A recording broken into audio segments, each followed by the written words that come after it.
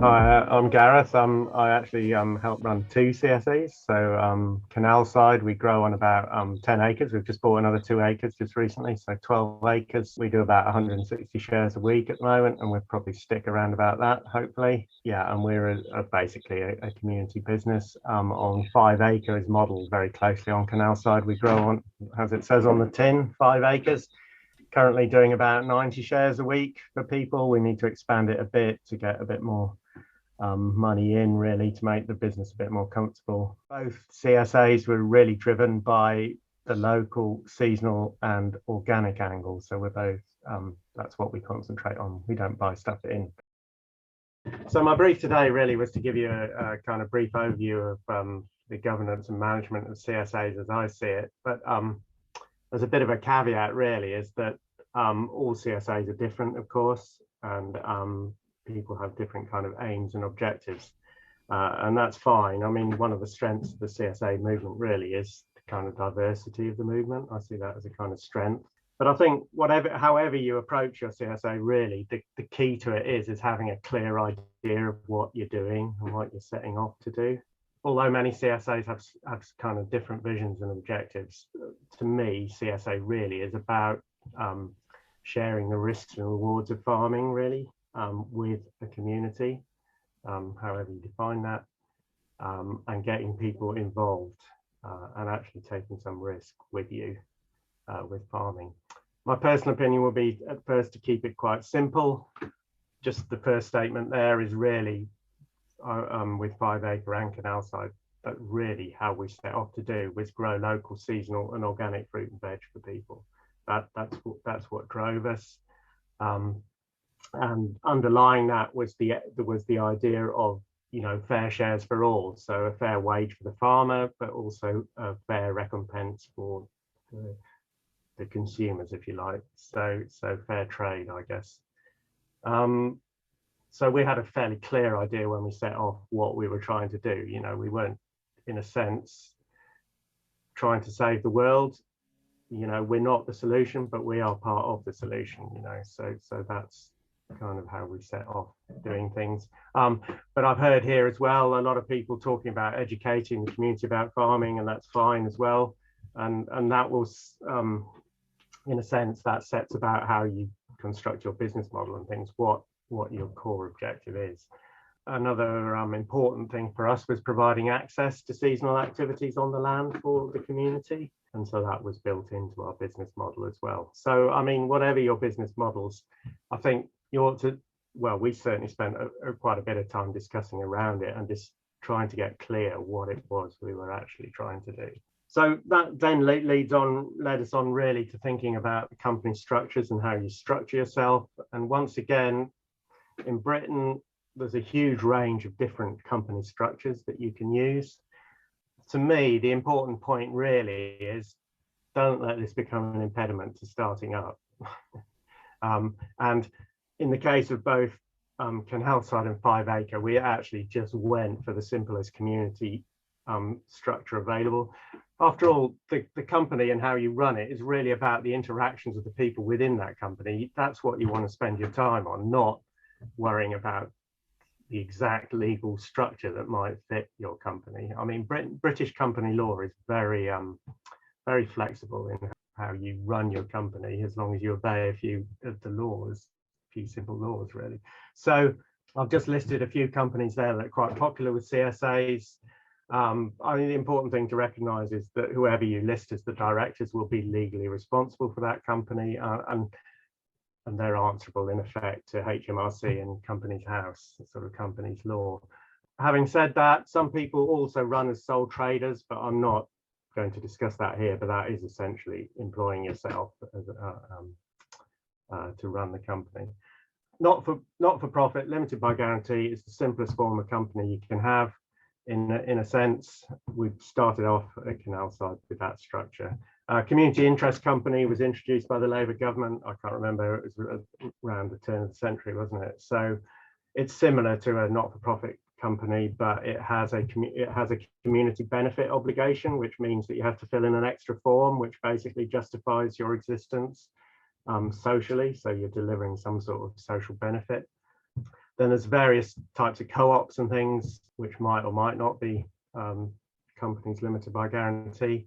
And ultimately in Canalside, we ended up as a community benefit society, which is a particular form of society or co-op, which is legally answerable to the FCA in this case, which is another complication. But the reason we did it was because it allowed us to raise what they call community shares. So that is capital, basically, which we were then able to buy the land that we'd been renting for 10 or so years. So it's a mechanism for legally raising money, basically. So there's lots of different forms of companies. I would say if you're in doubt, just start off anyway with a simple form of company. You can always change it later, basically. Most companies, in the sense that I'm talking about, both Canalside and 5 Acre are what I would consider to be community businesses or social enterprises. They'll be bound by the articles of the company, which you have to basically come up with. Most of these things come in standard forms, which you can buy off the shelf if you like, but if you're really worried, you might have to pay for an accountant, a solicitor or something, just to give you the rundown. Normally, the board or the steering committee oversees those rules and make sure the company's running according to your objectives. Normally, they meet. In our case, we always meet face to face once a month, or I say that, but of course, COVID drove a bit of a coach and horses through that. But basically, we meet personally at least once a month, so everybody is communicating with each other. And we generally aim for that steering committee or steering group to have representatives of all the main partners in the company, so the growers, the staff, and also our we call them share members, basically people who take the veg or come down socially to the farm or who volunteer on the farm. So we like those groups of people to have representation on the governing board, basically. The governing board, the role of the governing board really is to make strategy, steer the company in the sense that it's fulfilling the objectives it was set up for. And we really delegate management decisions to in the case of both farms, to the growing team, which are the growers, and the admin team, basically.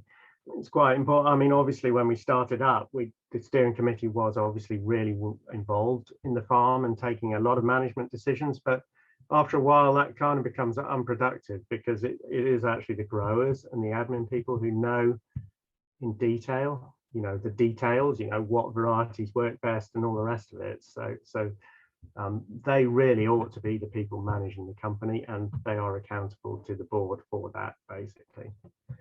So you need to have a clear idea about how the people you employ or the people doing the management of the company are responsible to the board, and how the strategy, if you like, translates into the management of the company. In our case, we do have, in Canalside particularly, we have kind of terms of reference, so people coming onto the board can understand what their role is.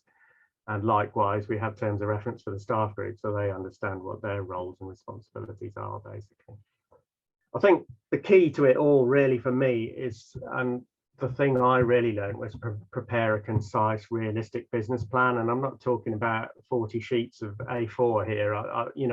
I think you should be able to get your business plan down on 4 or 5 sides of A4, basically. And it should include some element of the ethics, the ethos, and your strategic aims, the investment needed, where your income's coming from, what you're going to spend it on, and some idea what your cash flow is what you imagine your cash flow is going to be through the year, basically. I mean, that is a basic business plan. And obviously a business plan is amendable, you will change it as you go along. It's not something stuck in stone, but it gives you a real something you can work to start with. And that's, for me, it's important that everybody can understand it, from the members or the people who are going to, the customers, the staff, and the directors. Basically, they all understand what it's about. So it's a key task of the board is to update that business plan regularly and make sure, we do it through away days and things. We all meet for maybe a weekend or something, and every 5 years, and really probably did it more often at the beginning. The other key task really of the governing board is to ensure that adequate policies and things are in place, and you'll need these for your insurance if you've got a lot of volunteers and things coming onto the farm. You'll need adequate policies. You're obviously legally obliged to have a proper health and safety policy for your staff or whoever's doing the growing. So all these things, you'll need proper policies in place. You'll need to have insurance as well to go with that. And the insurance company will probably require that you have those policies in place, basically, in one form or another.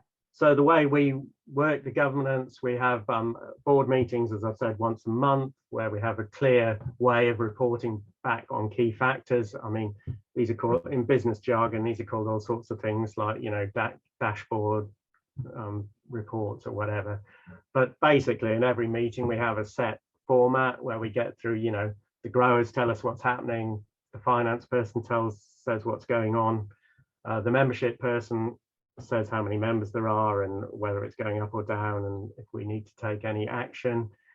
The volunteer person basically talks about any problems coming up with volunteers or if we need more or all the rest. So a kind of dashboard report that helps you get through the business pretty quickly. I mean, nobody wants to sit around for hours and hours before you get to the bits that you have to discuss or changes or whatever.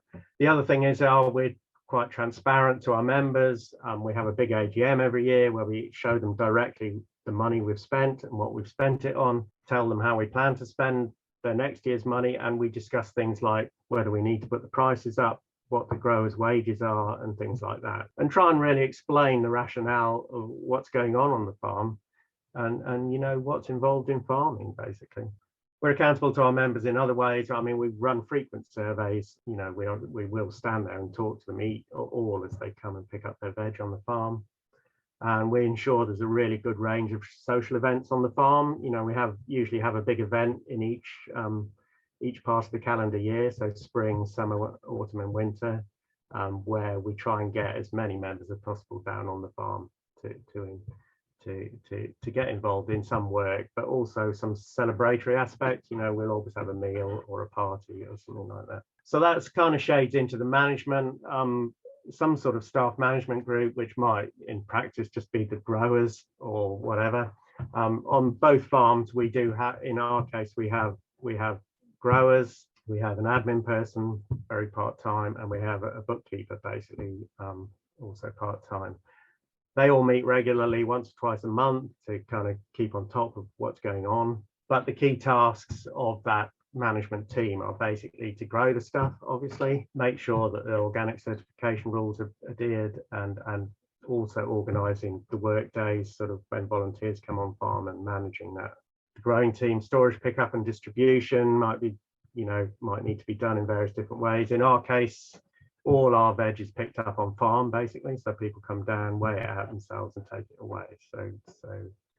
But the growers have to make sure that it's there in crates for people to be able to do that, basically, on set pickup days. Membership and marketing, somebody already talked about beginning to appreciate how much marketing's involved. You need to engage people and keep them engaged with the farm, and that does take some effort, basically. It's enjoyable, it can be enjoyable.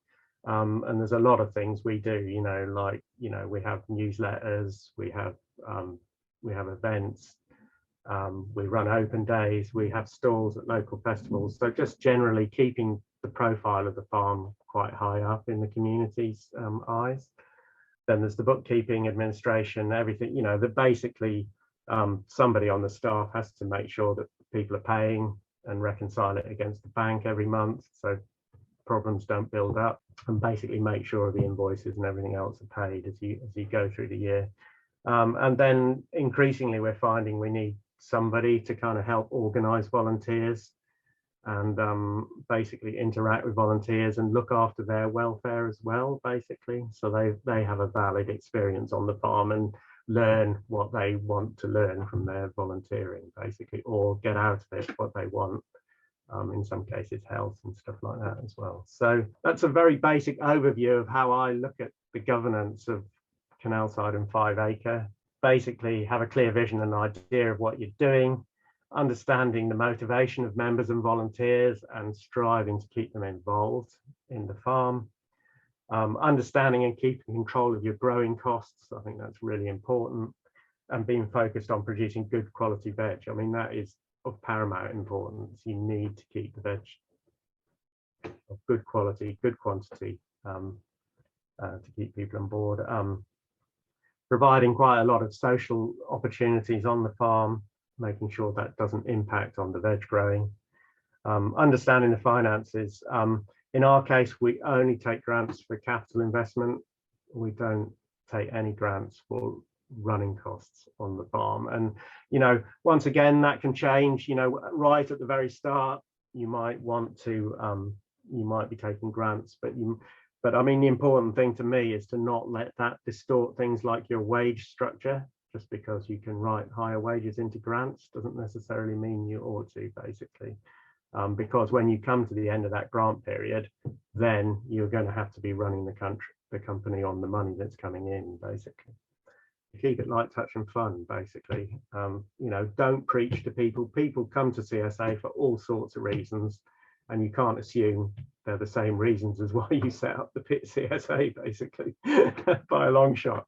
So I mean, keep it fun and don't preach would be my final thought on the matter.